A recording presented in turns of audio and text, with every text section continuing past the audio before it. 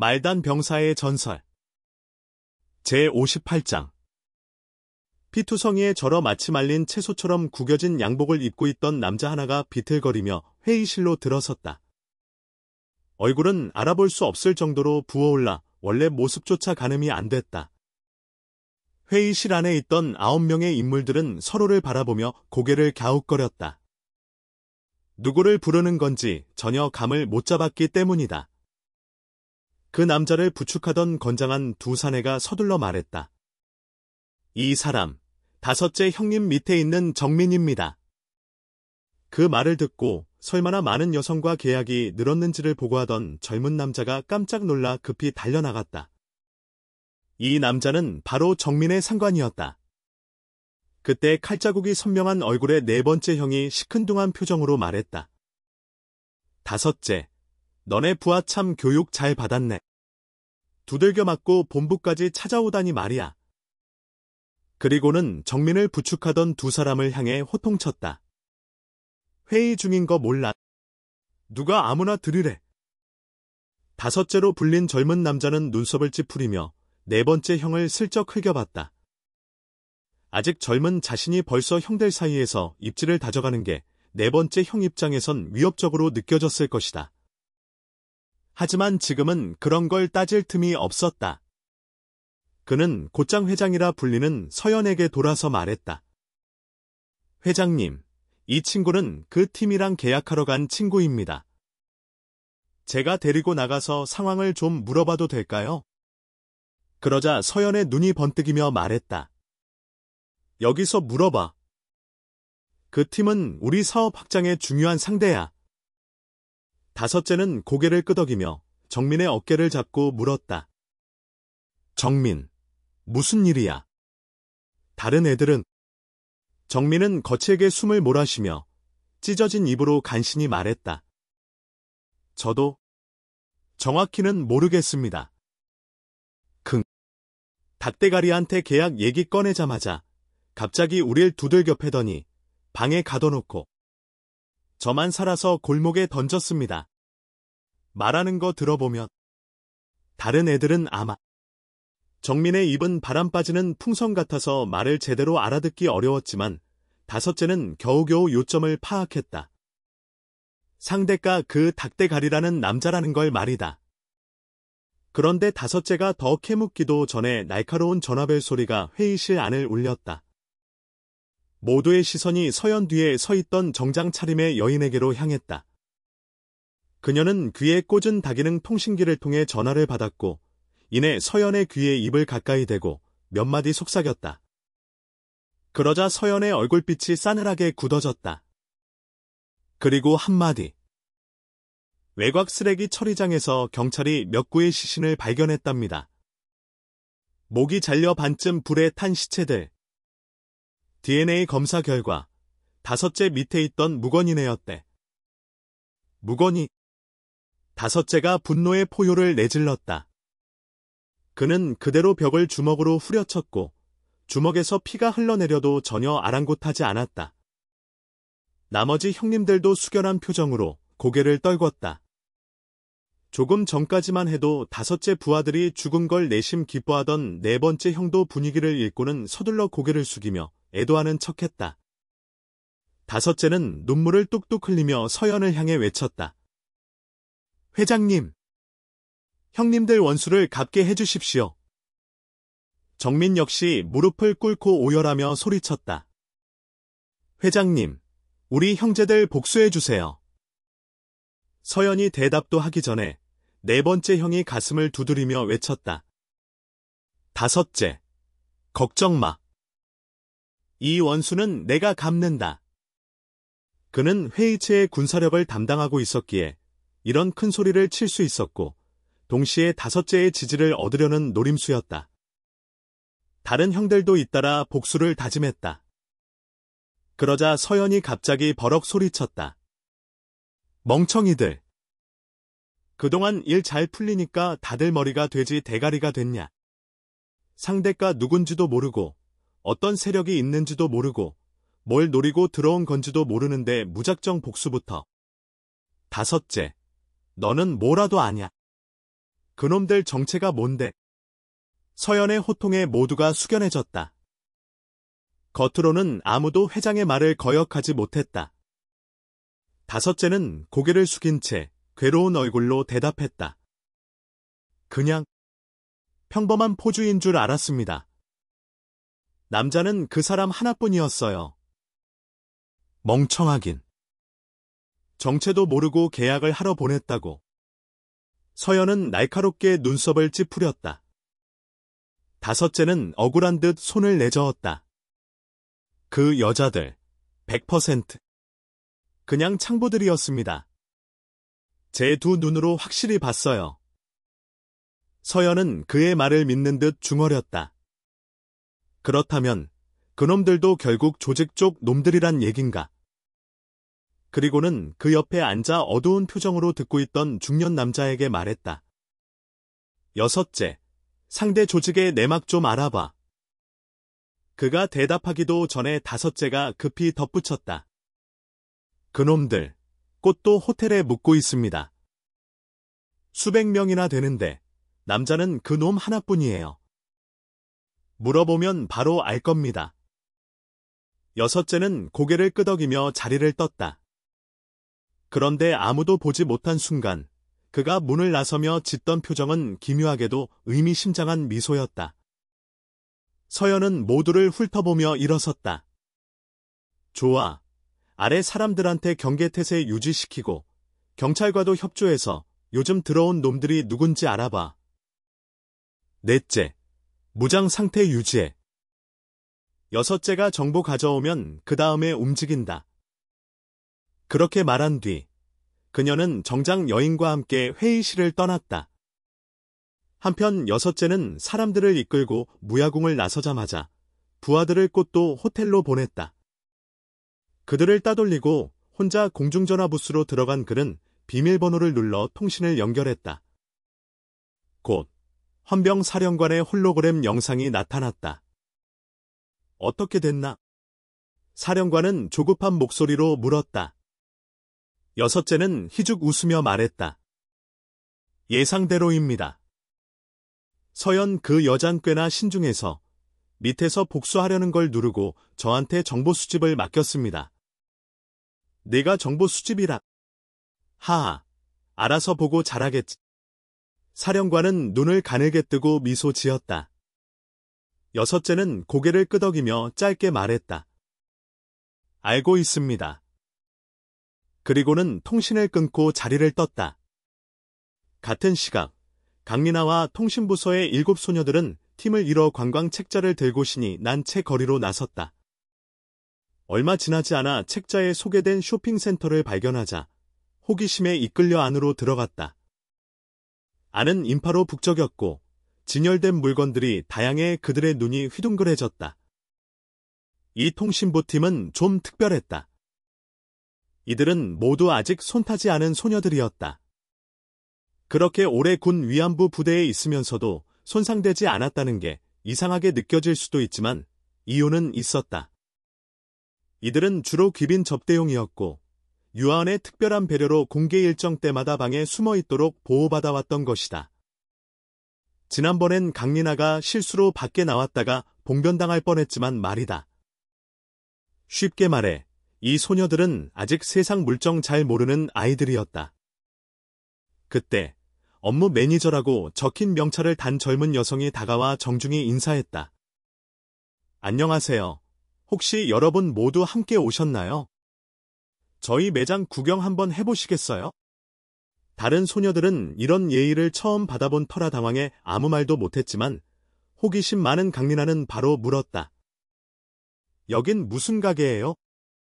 그녀는 미소 지으며 답했다. 저희는 여성 의류 전문점입니다. 말란성 전체에서도 가장 다양한 상품을 갖춘 곳이라 자부할 수 있어요. 이 책자에도 나와 있죠. 그러며 강민아의 관광 책자를 받아 몇 장 넘긴 뒤 소개 페이지를 가리켰다. 소녀들은 모두 고개를 모아 책자를 들여다봤고 결국 호기심을 이기지 못해 그녀를 따라가 보기로 했다. 업무 매니저라 적힌 여직원은 소녀들을 이끌고 자동 바닥 에스컬레이터에 올라탔다. 그녀는 밝은 목소리로 주변 가게들의 물건들을 소개하며 이끄는 방향으로 안내했다. 세상 물정 잘 모르는 통신부 소녀들은 호기심에 눈을 이리저리 굴리며 주변을 둘러보느라 정신이 없었다. 잠시 후 그녀들은 세련되고 현대적인 대형 쇼핑몰에 도착했다. 여성 고객들로 북적이는 그곳은 진열된 옷들이 반짝반짝 빛나고 있었고 소녀들의 시선을 단번에 사로잡았다. 그 업무 매니저는 소녀들을 매장 이곳저곳으로 끌고 다니며 온갖 찬사를 늘어놓았다. 결국 그녀들의 손에는 몇 벌씩 옷이 들려 있었고 그들은 자연스럽게 피팅룸으로 들어가 옷을 갈아입기 시작했다. 강리나를 포함한 8명이 피팅룸에 들어가 겉옷을 벗은 그 순간 벽 구석에서 뿜어져 나온 연기가 방 안을 가득 메웠고 그녀들은 하나둘씩 바닥에 쓰러졌다. 이어서 피팅룸의 바닥이 천천히 내려갔다. 다시 바닥이 올라왔을 땐 그 자리에 그녀들은 없었다. 지하실. 속옷만 걸친 채로 바닥에 누워있는 8명의 소녀들 주위엔 침을 꿀꺽 삼키는 남자들이 서 있었다. 그중 한 중년 남자는 강리나 일행을 훑어보며 옆에 있던 젊은 남자에게 말했다. 이런 광경은 처음이군. 이렇게 많은 미녀들이 한꺼번에 내 앞에 누워있다니. 오늘은 정말 제대로 즐길 수 있겠는걸. 그치? 장교님. 그 옆에 젊은 남자 역시 소녀들에게서 시선을 떼지 못하다가 중년 남자의 말에 무심코 고개를 끄덕였다. 그 반응에 중년 남자는 입꼬리를 씩 올리며 앞으로 나가 소녀들을 고르려 했다. 그러자 젊은 남자가 갑자기 정신을 차린 듯 외쳤다. 잠깐! 움찔한 중년 남자와 주변에 욕심 가득한 사내들은 멈춰서서 물었다. 왜? 무슨 문제야? 젊은 남자는 손수건을 꺼내 이마에 땀을 닦으며 숨을 고르더니 말했다. 너희 때문에 죽을 뻔했잖아. 이 여자들 절대 손대면 안 돼. 그러자 성급한 남자 하나가 나서서 소리쳤다. 너, 탄 부관 밑에 있다고 이걸 독차지할 생각하지 마. 중년 남자는 손을 들어 그를 제지한 뒤 냉소를 띠며 말했다. 이 자식아, 내가 장교라서 내가 예우 차원에서 불러준 거야. 정보는 내가 넘긴 게 맞지만 그렇다고 전부 내 건 아니잖아. 3명쯤은 줄 테니까 3조타나 해. 눈치 챙겨라. 알겠니? 나랑 너 상관이 얼마나 친한 줄 알아? 그 말과 동시에 그는 주변에 명령을 내렸다. 얘네들 데려가. 실컷 즐긴 다음에 나중에 서연회에다 팔아넘겨. 젊은 남자는 다급히 앞을 가로막았다. 안 됩니다. 그 말에 중년 남자와 그 무리들은 일제히 고함을 질렀다. 아, 이 별표 놈아. 감히 내가 뭔데? 분위기가 험악해지는 그 순간 서늘한 목소리가 울려 퍼졌다. 늑대, 내가 지금 선 넘는 거다. 늑대라 불린 중년 남자는 얼어붙은 듯 고개를 돌렸다. 그리고 그 자리에서 얼어붙었다. 탄부관, 헌병사령관의 오른팔이 그 자리에 서 있었던 것이다. 그는 반사적으로 고개를 숙이며 비굴하게 웃었다. 탄부관님, 무슨 말씀이십니까? 제가 감히 그런 생각을 하겠습니까? 탄부관은 싸늘한 시선으로 그를 노려보며 말했다. 너희 때문에 우리가 말려들까봐 걱정될 뿐이다. 아니었으면 너희 조직이 모조리 전멸하든 말든 신경 안 썼을 거다. 무슨 말씀이십니까? 설마 우리 조직을 없애시겠다는 뜻은 아니시겠지? 늑대의 얼굴은 순식간에 창백해졌다. 그 말투로 보아 진짜 당장 날려버릴 기세였다. 탐부관은 바닥에 쓰러져 있는 소녀들을 가리켰다. 이 여자들 건드리는 순간 내가 죽기 전에 내 놈들 먼저 다 쓸어버릴 거다. 이 여자들 나뿐 아니라 내 윗선도 손 못 대. 늑대는 입을 벌렸다. 이 여자들이 대체 뭐라고? 눈앞이 하얘졌다. 하지만 부관님, 이 여자들 데려오자고 제안한 건 이 부하 친구였어요. 늑대는 그렇게 말하며 그 젊은이를 손가락질하려 했지만 그는 이미 자취를 감춘 뒤였다. 그제야 늑대는 함정에 빠졌다는 걸 깨달았다. 식은 땀이 줄줄 흘렀다. 설마 헌병사령부가 자기 조직을 제거하려고 작정했나? 탄 부관은 비릿하게 웃었다. 이 여자들, 잠시 잘 모셔둬. 내가 신호주면 깨어나게 하고 말에 서연의 수송차를 매복 공격해서 구조했다고. 늑대는 다시 한번 전율했다. 이건 서연회의 누명을 씌우라는 뜻이다. 그가 이 바닥에서 구른 세월이 얼만데 서연회의 뒤에 누가 있는지 뻔히 알고 있었다. 그런 조직과 척을 진다고. 그의 얼굴을 읽은 탄 부관은 다시 입꼬리를 올리며 말했다. 너희가 건드릴 상대는 이 여자들의 상관이다. 그 인간, 꽤나 자기 부하를 끔찍이 아낀다고. 상관, 이 애들이 군인이었단 말입니까? 설령 그 상관이 군인이라도 군부 고위층 상대가 되겠습니까? 혹시 그는 원수 계급인가요? 늑대는 똑똑했다. 이미 눈치를 챈 것이다. 탄 부관은 냉정하게 말했다. 원수든 뭐든 상관없어. 만약 그가 내 부하를 건드린다면 내가 직접 가서 그놈을 죽여버릴 거다. 이건 그 상관이 직접 한 말이기도 하지. 너 TV 안 봤냐? 그 사람 누군지 다 나왔을 텐데. 그리고 마지막 경고를 날렸다. 다시 말하지만 이 여자들 손대지 마라. 우린 내놈들과 동반자살할 생각 없어. 이 경고 무시했다간 내놈은 분명 후회할 거다. 왜 이 고통을 느끼며 세상에 태어났을까 하고 말이지. 그리고 절대 누설하지 마.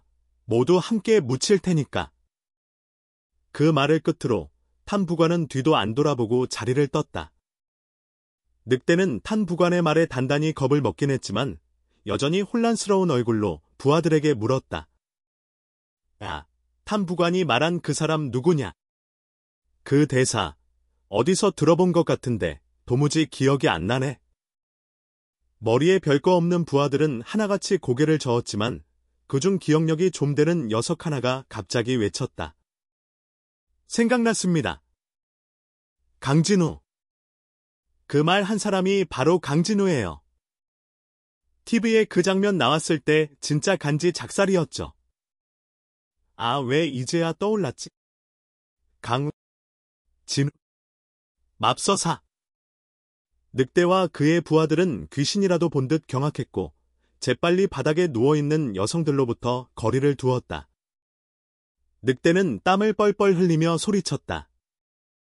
너희 마누라랑 누나들 다 불러와서 이 아가씨들 모시게 해. 지금 당장. 그는 이제 완전히 깨달았다. 헌병사 측이 함정을 판 것이었다. 감히 강진우의 부하들을 납치하게 만들다니 그 무지막지하게 부하를 아끼는 살인마한테 걸리면 진짜로 왜 아프게 태어났을까 후회하게 생겼다. 한편 강진우는 자신의 부하들이 납치된 것도 모르고 여전히 기분 좋게 번화한 거리 위를 산책 중이었다. 이곳 말란성은 명실공히 관광의 별답게 거리 전체가 상점투성이었다. 오피스 빌딩은 눈 씻고 봐도 보이지 않았다. 그 풍경을 바라보며 강진우는 어딘가 짓궂은 생각이 떠올랐다. 여기 손님이 갑자기 싹 끊기면 어떻게 될까? 이 화려한 별도 순식간에 폐허처럼 바뀌려나? 한참 그렇게 느긋하게 걷고 있던 그는 문득 거리에 인파가 몰려든 걸 느꼈다. 주위를 둘러보니 사람들이 모두 하늘을 올려다보고 있었다. 고개를 들어보니 수십 대의 공중 순찰선에 둘러싸인 호화 비행선 한 척이 천천히 날아가고 있었다. 그리고 하늘을 부유하던 차량들이 모두 착륙하면서 거리에 차량이 늘어나 인파도 밀집되어 있었던 것이다. 뭐야, 저렇게 느릿느릿 기어가면 어쩌자는 거야? 폼 잡는 건가?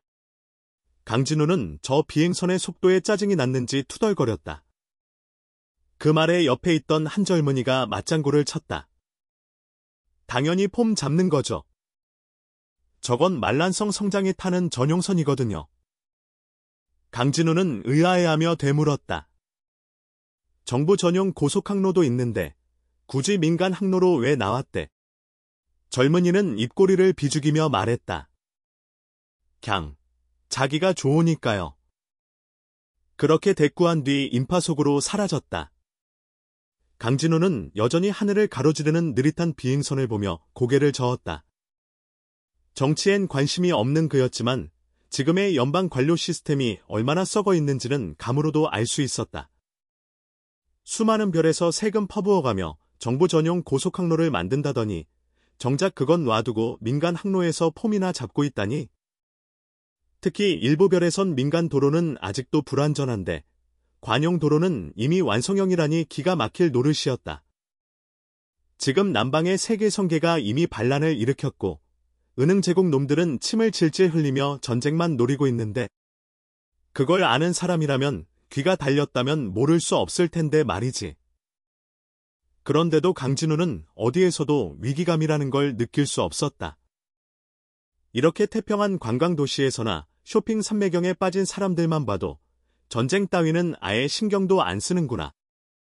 연방이 너무 넓다 보니 전쟁도 안함 일처럼 느껴지는 것일지도 몰랐다. 강진우는 고개를 절레절레 흔들었다. 에휴, 이런 생각하니까 머리만 아프네. 나는 정치랑은 거리가 멀다고. 그는 결국 스스로를 다독였다. 내가 할 수 있는 건 내 주변 사람들 지키는 거다. 그렇게 생각하던 찰나, 문득 아주 오랜만에 떠오른 존재가 있었다. 아, 맞다. 나 지금 대위잖아. 좀만 더 열심히 해서 진급하면 그 로봇 교관들 앞에서 당당히 경례받을 수 있겠지. 녀석들, 녹슬진 않았으려나. 그때 가서 녹 제거제 몇 병 선물로 가져가야겠다. 별별 상상을 하며 느긋하게 걷던 강진우는 이제 슬슬 집결 장소로 돌아가야겠다는 생각이 들었다. 집결지에 도착하자 꽃도 호텔의 관광버스 10수대가 줄지어 서 있었고 그의 부하들도 정확한 시간에 줄 맞춰 대기 중이었다. 당연히 그 주위는 구경꾼들로 인산이네였다. 훗, 이게 바로 내 부하들이지. 스스로 흐뭇해하던 강진우는 하지만 곧 이상한 분위기를 감지했다. 줄은 잘 맞췄지만 부하들의 얼굴에선 뭔가 불안한 기색이 역력했고 유아원을 비롯한 군 간부들은 한쪽에 모여서 심각한 표정으로 무언가를 중얼거리고 있었다. 강진우가 뭔가 물어보기도 전에 유아원 일행은 벌떼처럼 몰려와 한꺼번에 떠들기 시작했다. 무슨 말인지 도통 알아들을 수 없던 강진우는 머릿속이 어지러지해지다가 결국 그나마 평정심 있는 사예린에게 설명을 부탁했다. 그 순간 유아원의 눈빛에 씁쓸한 감정이 스쳤다. 역시 난 장관님 눈에 연대의 언니도 아니구나. 그녀는 자신이 가진 거라곤 나이뿐이란 걸 다시금 실감했다.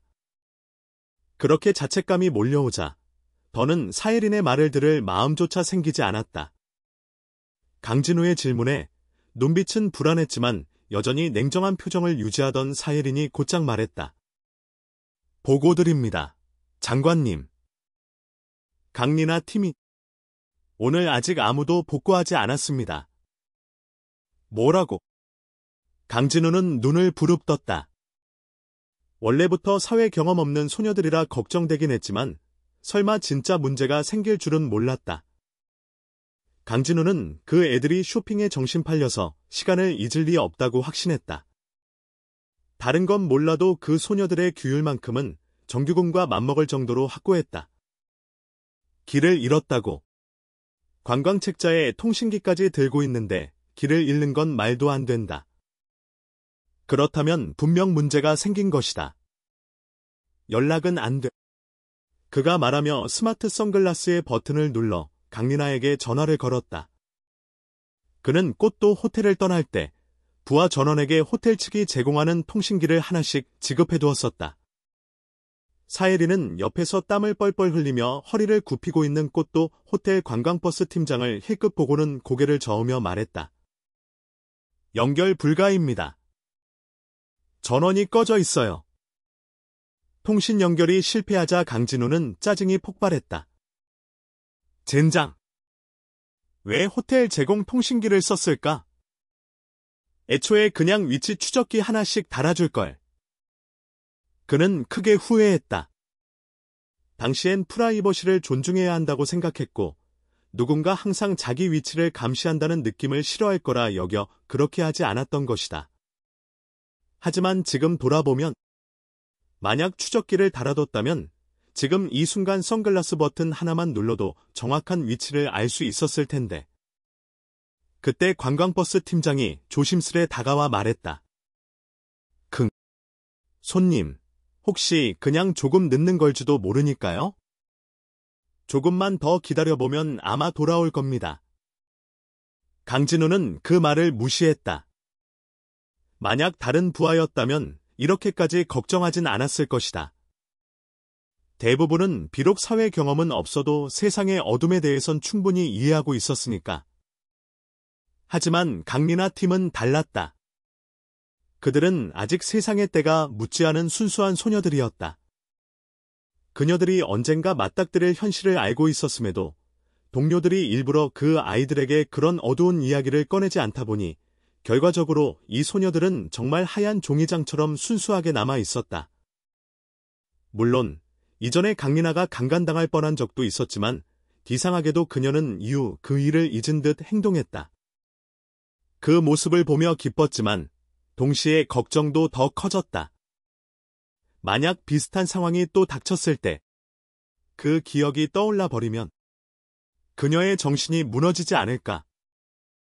그 애들 어디로 갔는지는 아는 사람 없나? 강진우가 묻자 주위의 여자 병사들이 하나같이 고개를 저었다. 그 순간 지금까지 아무 말 없던 유아은이 갑자기 강진우의 시선을 받자 긴장한 듯 말했다. 죄송합니다, 장관님. 출발 전에 서로 경로에 대한 공유를 안 했습니다. 그래서 어디로 갔는지 전혀 모르겠습니다. 그리고는 죄책감에 고개를 푹 숙였다.